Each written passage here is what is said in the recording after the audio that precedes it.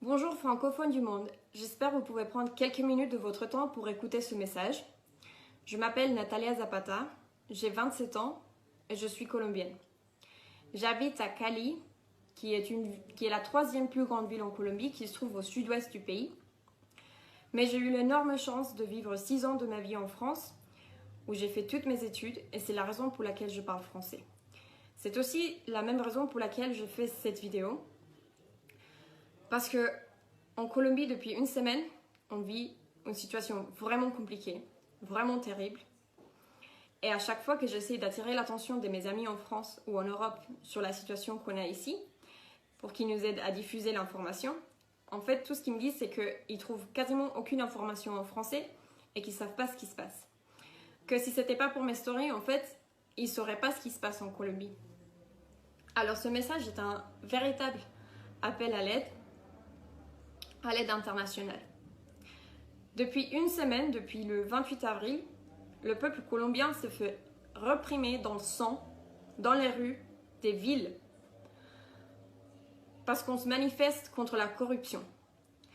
Les gens à l'extérieur, ils pensent que c'est uniquement pour la réforme fiscale que le gouvernement a menée qu'on se manifeste. Mais on se manifeste pour tout. On se manifeste pour la corruption qu'ils ont menée durant la pandémie, alors qu'il y avait des centaines de personnes qui mouraient. On se manifeste pour toutes les morts des leaders sociaux, que d'ailleurs ces 53% des morts sont uniquement ici en Colombie. On se manifeste pour l'application du glyphosate dans nos plantations.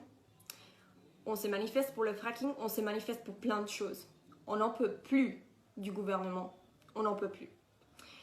Et les gens, ils ont commencé à se manifester de manière pacifique, et ils ont été réprimés dans le sang. Alors moi, je viens donner ici mon témoignage personnel de ce qui se passe maintenant à Cali, en Colombie. Je suis ici. Tous les jours, depuis le mercredi, je sors dans les rues avec mon appareil photo et j'essaie de documenter ce qui se passe.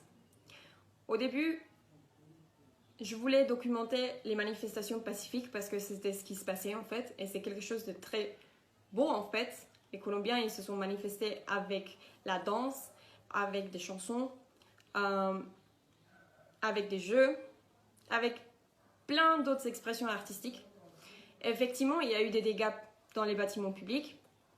Ça arrive, mais en aucun cas, c'est une excuse pour que la police nous tire dessus. Il n'y a rien qui justifie ça. Il n'y a absolument rien qui justifie ça. Actuellement, j'ai peur pour ma vie. J'ai peur pour la vie de ma famille. Et j'ai surtout peur pour la vie de mes amis qui sortent dans les rues pour faire face à la police. Ce n'est pas une blague, ce n'est pas une exagération, je vous jure. Alors, chaque jour qui passe, ça devient pire et on ne sait pas où ça va s'arrêter.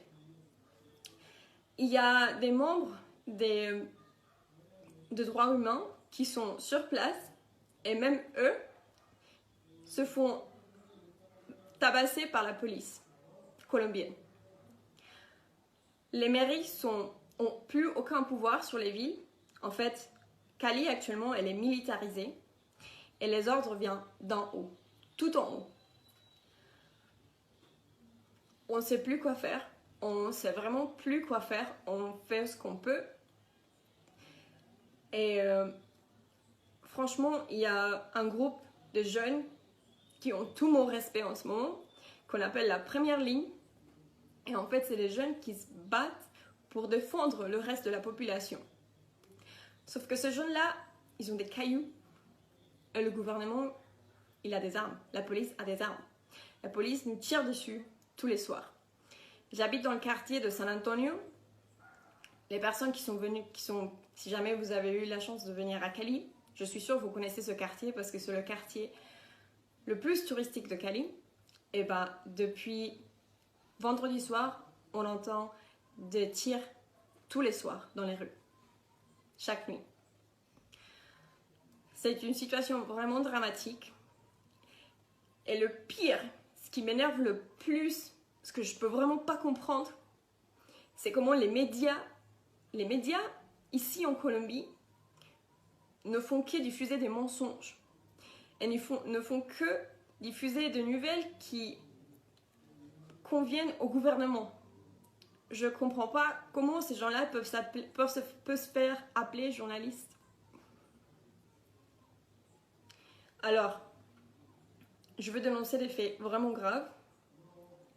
Il y a énormément de morts. Alors, rien que vendredi, il y avait déjà plus de 20 morts dans ma ville, où c'est l'endroit où il y a les faits les plus graves. Mais hier, par exemple, on a eu des vidéos de Bogota où, avec des chars, ils étaient en train de tirer sur les manifestants. Comment vous pouvez... C'est une utilisation de la force totalement démesurée qui n'est pas nécessaire et qui est totalement une répression dictatoriale. Et je parle de dictature parce que les médias font rien pour diffuser l'information. Ils font tout le contraire, en fait. Ils disent qu'il y a des mensonges. Et nous, on est obligés de compter sur les réseaux sociaux pour savoir ce qui se passe. Tous les jours, les gens, ils sont en train de faire des lives sur Instagram pour montrer la force démesurée qu'utilise la police contre les manifestants. Et depuis hier soir, on s'est fait censurer. Il y a des comptes bloqués. À chaque fois que les gens commencent à faire des lives, ils sont bloqués. Alors on ne sait plus quoi faire parce qu'on n'a aucune manière de savoir ce qui se passe. Hier, il y avait plein de vidéos d'un massacre qui était en train d'être commis dans Siloé, qui est l'un des quartiers le plus pauvre de la ville. Et bien aujourd'hui, il n'y a rien. Aujourd'hui, on ne trouve aucune vidéo sur Internet. C'est très difficile. C'est très difficile. Et le gouvernement est en train de faire tout dans son pouvoir pour montrer le contraire. Alors il ne faut pas croire. Il ne faut pas croire à ce qu'il dit le gouvernement colombien. Il ne faut absolument pas croire à ce qu'ils disent les médias nationaux en Colombie. S'il vous plaît, je vous prie de diffuser ce qui se passe. On a peur. On est littéralement en train de se faire tuer dans les rues. Je fais pas cette vidéo pour être dramatique, je vous le jure. Mais on a vraiment besoin de votre aide. Parce que s'il n'y a pas de pression internationale, je ne sais pas ce qui va se passer. Parce que j'arrive pas à comprendre comment la police, alors qu'ils sont en train de se faire filmer, alors que tout le monde est en train de voir ce qu'ils font, ils continuent. Ils continuent dans leur répression. On n'arrive pas à comprendre. Alors, moi par exemple, depuis une semaine, comme je vous disais, tous les jours, je partage des photos jour au jour de ce qui se passe dans les manifestations. Je ne peux pas être partout et je vous assure, et j'ai peur aussi, donc je ne peux pas non plus tout documenter. Je ne peux pas documenter quand la police est en train de tirer des balles parce que je suis en train de courir. Mais je sais surtout de documenter que c'est des civils. C'est des civils, c'est des personnes normales.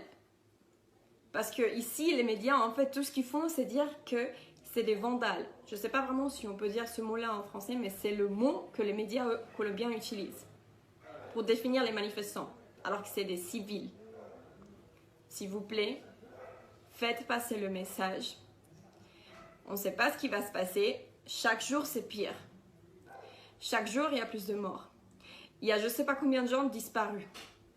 L'autre jour, sur un live, j'ai vu comment la police amenait dans un garage 12 personnes.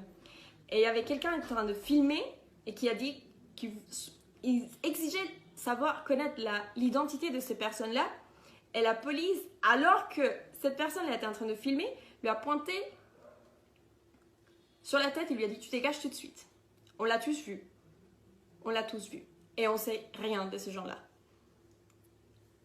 Alors, je sais très bien que le droit international public est une utopie, malheureusement. C'est quelque chose que j'ai étudié à l'université, donc je le sais très bien. Je sais qu'il n'y a rien au-dessus de la souveraineté d'un État. Il n'y a aucune entité internationale qui peut obliger un État à faire quoi que ce soit. mais ça se passe en fait par des conséquences économiques. Alors je demande à la France, je demande à la Belgique, je demande à tout le monde de faire pression sur le gouvernement colombien tout de suite. Sinon, je ne sais pas combien de personnes vont mourir dans les rues. S'il vous plaît. S'il vous plaît. Et je vais laisser aussi, dans cette publication, les comptes d'autres personnes qui sont ici en Colombie et qui sont en train de reporter ce qui se passe. S'il vous plaît, faites savoir ce qui se passe. On n'en peut plus ici. On n'en peut plus.